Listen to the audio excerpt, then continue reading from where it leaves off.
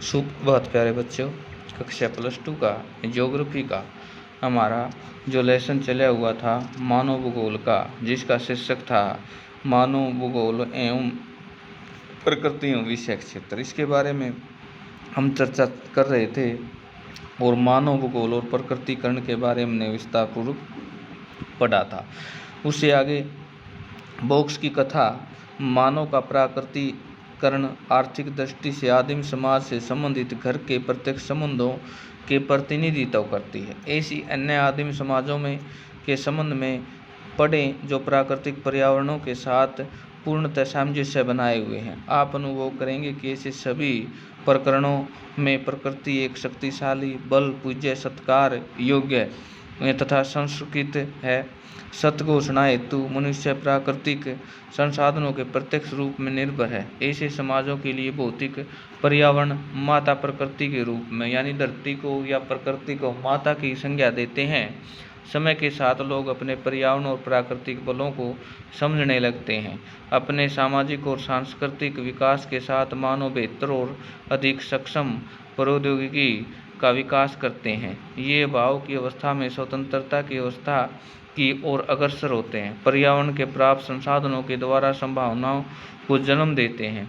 मानवीय क्रियाओं में प्राकृतिक भूदृश्य की रचना करती हैं और मानवीय क्रियाओं के छात्र सर्वत्र उच्च भूमियों पर स्वास्थ्य विश्राम स्थल, विशाल नगरीय प्रसार, खेल फल उद्यान मैदानों का तरंगित पहाड़ियों में, चरागाहों में, तटों पर पतन, महासागरीय तल पर समुद्री मार्ग तथा अंतरिक्ष उपग्रह इत्यादि पहले के विद्वानों में इसे संभववाद का नाम दिया और प्रकृति के साथ अवसर प्रदान करती है और मानव में उनका उपयोग करती है तथा धीरे धीरे प्रकृति का मानवीयकरण हो जाता है तथा प्रकृति का मानव प्रयासों की छाप पड़ने लगती है। प्रकृति और मानवीयकरण के बारे में भी हमने पढ़ा है और पढ़ेंगे। एक विद्वान थे, उन्होंने शहर में ट्राइंडाइस्ट ने शहर में सर्दियों का अर्थ है प्रचंड पवनों में भारी हिम, महीनों का आकाश उद्दीप्त रहना, कैरी प्रातः 8 बजे अंधेरे में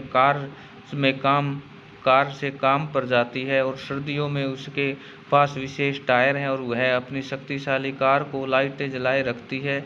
उसका कार्यकाल सुखदायक 23 डिग्री सेल्सियस पर कृत्रिम ढंग से गर्म रहता है। विश्वविद्यालय का परिसर जिसमें वह काम करती है कांच के एक विशाल गुंबद से बना हुआ है और यह गुंबद सर्दियों में हिम को बाहर रखता है और गर्मियों में धूप को अंदर आने देता है। तापमान की सावधानीपूर्वक नियंत्रण क्रिया और वह पर्याप्त प्रकाश होता है, जबकि ऐसे रुक्ष मौसम में नई सब्जियों के पौधे नहीं उगते और कैरी अपने डेस्क पर आर्कंड रखती है। उष्णकटिबंधीय फलों जैसे केला व कीवी का आनंद लेती है। ऐसे नियमित रूप से वायुयान द्वारा उष्ण क्षेत्रों से मंगाए जाते हैं और माउस के एक क्लिक के साथ कैरी नई दिल्ली से अपने सहकर्मियों से कंप्यूटर नेटवर्क से जुड़ जाती है। वह प्राय लंदन के लिए सुखद उड़ान लेती है और शाम को अपना मनपसंद टेलीविजन सीरियल देखने के लिए सही समय पर वापस पहुंच जाती है। यद्यपि कैरी 58 वर्षीय है, फिर भी वह विश्व के अन्य भागों में अनेक 30 वर्षीय लोगों से अधिक स्वस्थ और युवा देखती है। तो प्यारे बच्चों, यहाँ पर ये दिखाया गया प्रकृति के साथ साथ मनुष्य ने कृत्रिम भी ऐसी बहुत सारी सुख सुविधाएं प्राप्त कर ली हैं जिनके बेस पर उसे पता ही नहीं चलता कि यहाँ सर्दी है कि गर्मी है या फिर उसका कार्यकाल कितना है। यानी इन चीज़ों के साथ उसने एक किस्म से समझौता कर लिया है।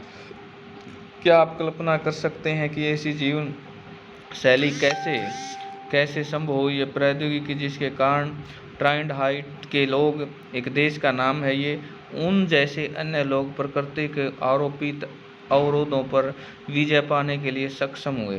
क्या आप ऐसे अन्य कुछ दृष्टांतों को जानते हैं? उदाहरण से ढूंढना कठिन है। भूगोलवेत्ता ग्रिफ्थ टेलर ने बताया कि एक नई संकल्पना प्रस्तुत की और दो विचारों पर्यावरणीय निश्चयवाद और संभववाद के बीच मध्य मार्ग में प्रशिक्षित करना। उन्होंने इसे नए निश्चितवाद में रुको और जाओ निश्चयवाद का नाम दिया। आप में से जो नगरों में रहते हैं और जो नगर देख चुके हैं जरूर जानते होंगे, चौपायों पर यातायात नियंत्रण बत्तियों द्वारा होता है। लाल बत्ती का अर्थ है रुको, एम्बर पीली बत्ती लाल बत्तियों के बीच रुक कर तैयार रहने के अंतराल प्रदान करती है। और हरी बत्ती का अर्थ है जाओ, संकल्पात्मक दर्शाती है और न तो यहाँ नितांत आवश्यकता की स्थिति है पर्यावरणीय निश्चयवाद और न ही नितांत स्वतंत्रवाद संभववाद की दशा। इसका अर्थ है कि प्राकृतिक नियमों का अनुपालन करने से हम प्रकृति पर विजय प्राप्त कर सकते हैं, यानी हमें प्रकृति से इस प्रकार की सीख लेनी चाहिए और लाल संकेतों का प्रत्युत्तर देना होता है।